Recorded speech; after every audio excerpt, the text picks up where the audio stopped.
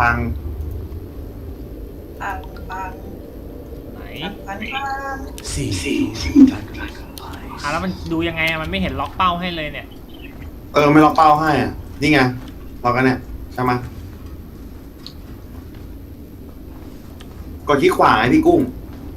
นี่คลิกจะไม่รู้จะคลิกไงแล้วเนี่ยอ๋อโอเค เฮ้ยจะโป๊ะจะโป๊ะ จะเจอกันแล้วเซอร์ไพรส์ motherfucker เฮ้ยยอมดูอะไรเนี่ย เอ้า โอ้ย เลยค่ะ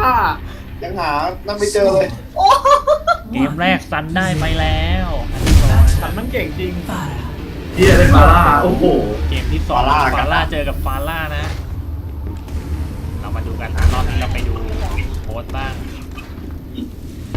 ตอนนี้นะฮะตอนนี้นะฮะมันอยู่สูงกว่ายังไม่มีใครโดนอุ้ยสันโพสตานี้ล่วงเลยนะล่วงกันกลางอากาศ เกมที่สองโบนเก็บไปฮะเสมอกันอยู่1-1ก่อนมาเกมที่สามด้วยวินตัน เยติด้วยนะ ลิงปะทะ นี่มันปอโลชัดๆพอโลของตัวกัน ลิงปะทะ เรียกแต่ละตัว ตอนนี้นะฮะทั้งคู่กำลังดูเชิงกันอยู่ฮะ ลิงปะทะลิงนะ เดินสวนกันแล้ว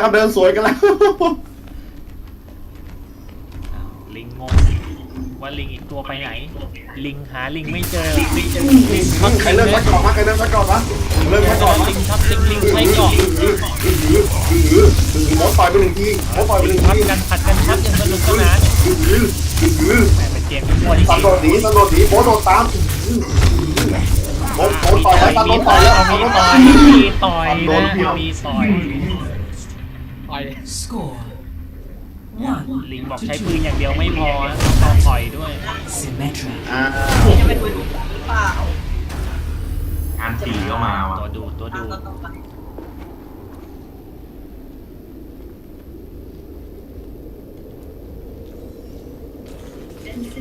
เป้าหายมันใช้ยากเหมือนกันนะเนี่ยไอโปรแกรมเนี้ยไอที่เวลาเราดูมันดูยากเหมือนกันนะ ตอนนี้ต่างคนต่างก็ดูเชิงนะครับ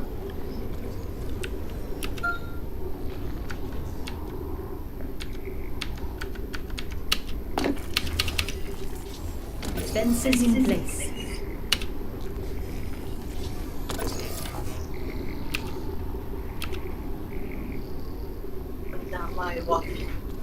นะต่างคนต่างก็วางกล้องวงจรปิดในที่ของตัวเองนะแล้วเมื่อไหร่มันจะเจอกันนะ แมตช์นี้น่าจะไม่เจอน่ะอุ้ยซันโดเป็นหนึ่งดอกอุ้ยถึงกับหน้ายู่ถึงกับถอยเลย คือมันยิงไม่ได้หรอวะ แต่ละคนก็มีแอเรียของตัวเองกันนะแต่ละคนมีพื้นที่ของตัวเองนะต่างคนต่างอยู่ในที่ของตัวเองกัน เอาแล้ว หนอ โดนก่อนนะ เอาคืน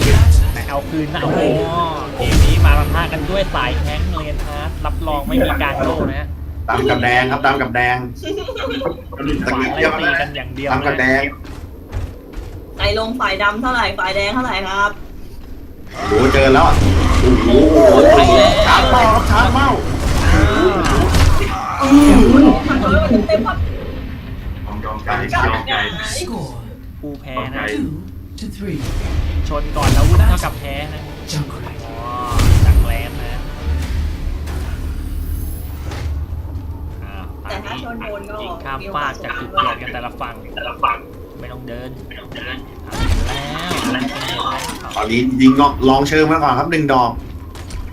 มันจะเจอกันแล้ว